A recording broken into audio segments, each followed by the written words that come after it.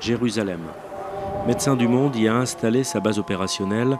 L'organisation française a ouvert son premier bureau en 1998. Aujourd'hui, une quarantaine de personnes, expatriées ou locales, travaillent à Jérusalem et dans les territoires palestiniens, en Cisjordanie, dans la bande de Gaza, partout où les besoins humanitaires l'exigent.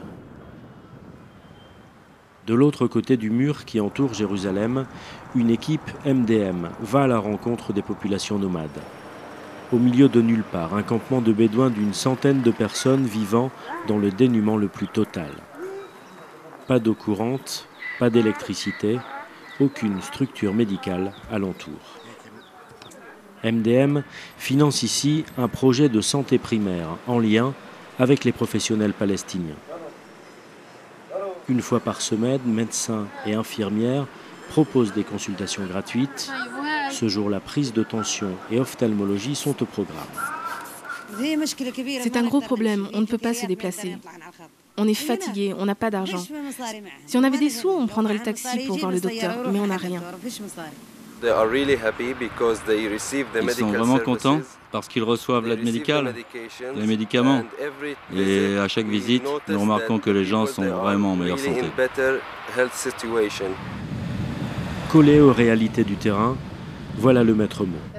Ainsi à Gaza, cette bande de sable coincée entre la mer et le mur.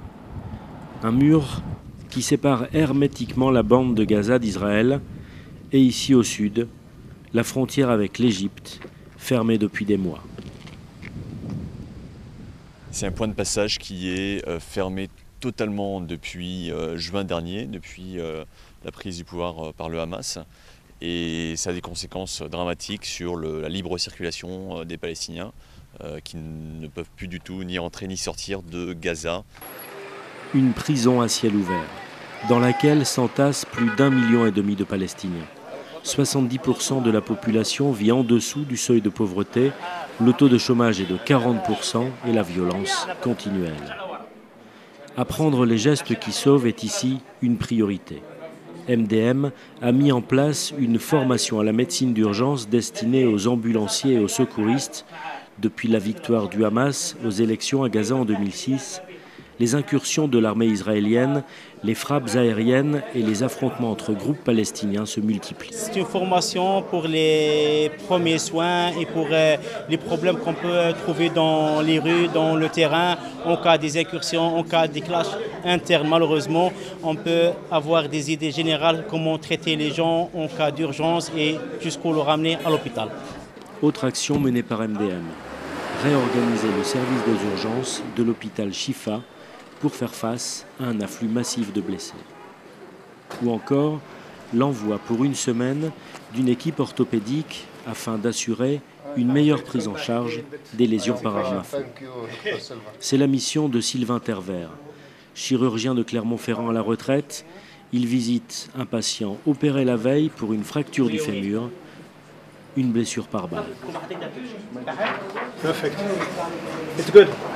Les chirurgiens d'ici ont une bien plus grosse habitude que nous de ce type de lésions et ils savent beaucoup mieux s'en sortir. C'est pour ça que je crois qu'il faut bien écouter ce qu'ils disent, comment ils font et juste essayer dans certains cas de leur proposer des choses nouvelles. Mais il ne faut pas y arriver trop vite, sinon on risque de faire beaucoup plus de bêtises que de bien. Vous savez, ici à Gaza, j'ai l'impression que la situation échappe à tout le monde.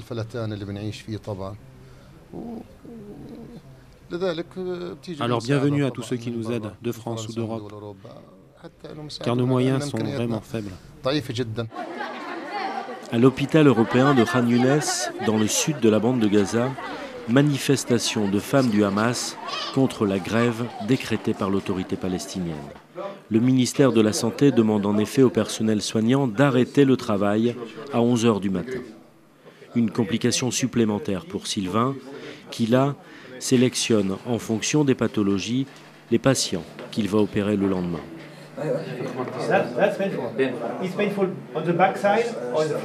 C'est la chose qui m'a le plus surpris en fait.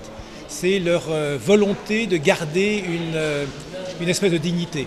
Et ça vraiment dans leur travail on sent qu'ils sont prêts, à faire face à toute urgence, ça c'est clair, et tout le temps. Ils ont travaillé pendant 1 an sans être payés ils ont continué quand même. Là, actuellement, bien sûr, ils ont des problèmes, mais ils tiennent à faire ce qu'ils peuvent faire aussi bien que possible, vraiment. Et ça, c'est très... plus qu'étonnant, je dirais. Je suis très admiratif, quoi. Autre mission pour Guillaume Gindre. Tu veux d'abord aller le prévenir, on refait une entrée. Au bloc de l'hôpital européen, cet anesthésiste français assiste un confrère palestinien. Travailler en commun pour échanger les expériences, apporter aussi un regard extérieur sur les pratiques professionnelles. Vous savez, à propos des frontières d'un autre pays, spécialement dans les rues de Gaza, vous ne pouvez pas sortir. Les autres ne peuvent pas venir ici, donc c'est difficile pour nos déplacements. Le fait de ne pas pouvoir sortir fait que les gens petit à petit ont du mal à voir un avenir dans leur profession.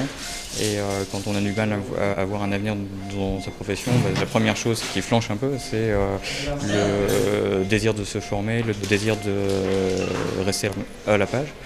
Et le fait de venir ici stimule un petit peu ce désir qui anime tous ceux qui ont envie de bien travailler, quoi.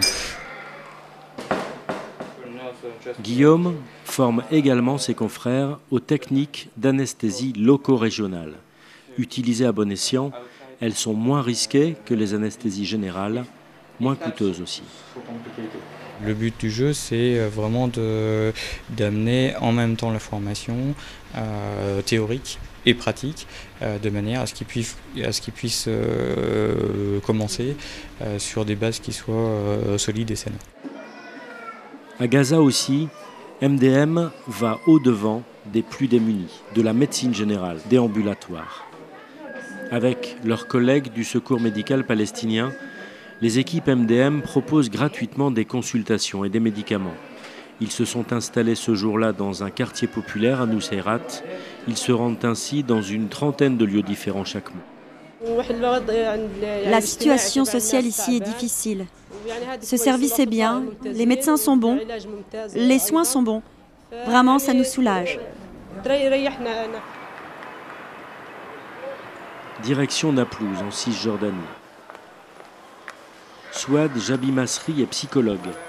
Chaque semaine, elle se rend au studio d'Afak, une télévision locale.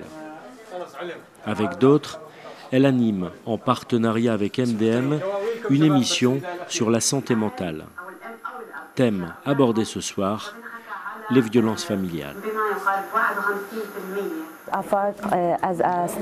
AFAK, en tant que télévision locale, est populaire à Naplouse.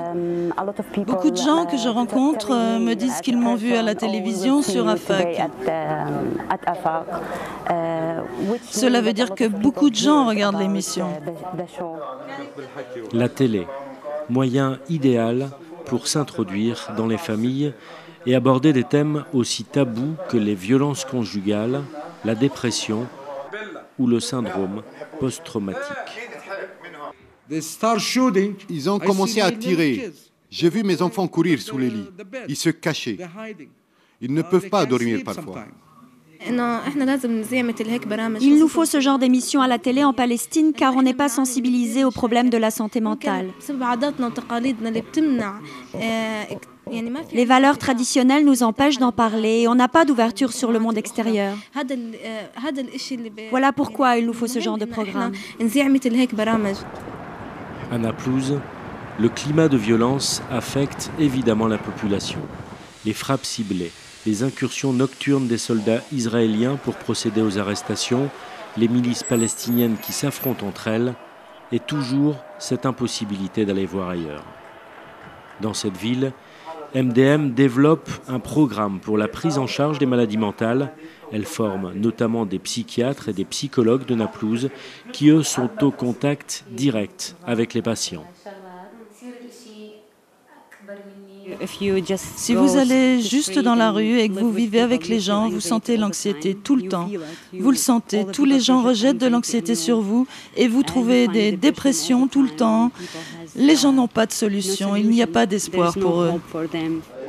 Retour à Gaza, c'est l'heure du bilan. Sylvain le chirurgien et Guillaume l'anesthésiste auraient aimé en faire plus. La grève les en a empêchés. Autant de temps libre pour circuler dans les structures, pour rencontrer les professionnels de santé et réfléchir aux prochaines missions à mettre en place dans la bande de Gaza. Le travail à Gaza est certainement un travail très compliqué, très difficile pour des raisons administratives et politiques, etc. C'est vrai qu'ils sont une des rares organisations à être présentes sur le lieu et ils donnent la possibilité de toucher des gens qui sont complètement oubliés, qui sont complètement en dehors du circuit. Comment vous avez trouvé la situation sanitaire sur cette bande de Gaza ? Mauvaise.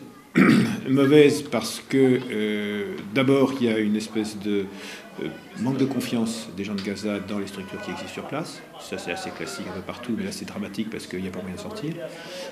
Mauvaise parce que le renouvellement du matériel et des soins est extrêmement limité par la fermeture des frontières et donc ils vivent sur ce qu'ils ont. Et mauvaise aussi parce qu'il y a une surpopulation énorme et une masse de patients qui ne sont pas pris en charge. Tous les jeunes étaient super motivés. William Dufourcq est le coordinateur général de Médecins du Monde dans les territoires palestiniens. Dans son bureau à Jérusalem, il écoute le compte-rendu que font Sylvain et Guillaume de leur semaine à Gaza. Ils parlent de ce qui a ou n'a pas fonctionné. Ensemble, ils évaluent l'intérêt de la mission qui vient de se terminer. Pour nous, le plus intéressant, pratiquement, c'est le débriefing, savoir ce qu'ils en ont tiré, savoir quels sont les gens intéressants qu'ils ont rencontrés, les relais que nous, Médecins du Monde, on peut utiliser par la suite, mieux identifier les besoins. Enfin, tout ce travail d'enquête et contre-enquête sur les besoins humanitaires, ce sont ces professionnels de soins qui peuvent nous donner les retours. Dans les territoires palestiniens, Médecins du Monde continue d'évaluer les besoins de santé et tente d'améliorer la prise en charge des populations les plus fragiles.